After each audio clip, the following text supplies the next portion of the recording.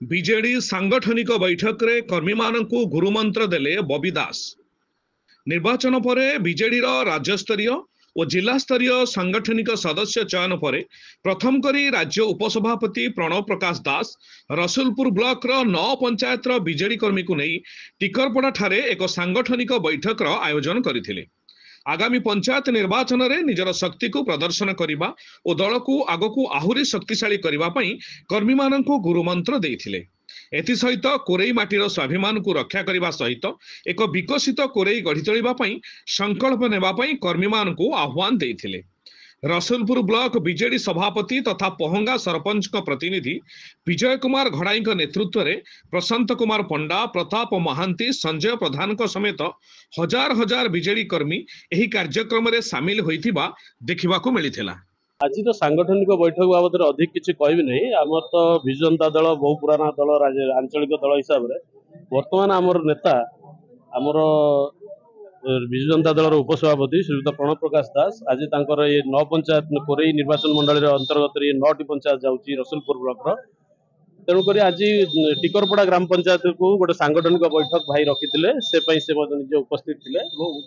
ये किसी आलोचना है सांगठनिक आलोचना है एवं आगामी दिन में आम 9 पंचायत केमी विजु जनता दल संगठन सशक्त हम सुदृढ़ हम से प्रति आम आज गोटे आलोचना।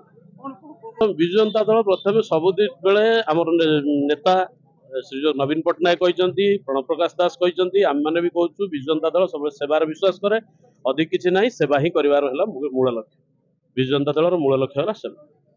आज ये जो रसुलपुर ब्लॉक आम जो 9 पंचायत रहा 9 पंचायत रु युवक भाई माने आज ये बबी भाई को अनुप्राणित होगी सब एक होती आगामी पंचायत निर्वाचन लोक मानकर काम करी लोक मानकर सेवा करी पंचायत निर्वाचन केमती फाइट करेंगे और आसंता एमएलए इलेक्शन बेले नवीन बाबू को पुणी केमती क्षमता को आसवे तार योजना सबू पंचायत स्तर रू स्टार्ट होगी आम शीर्ष पहुँचापी ये योजनाबद्ध चली।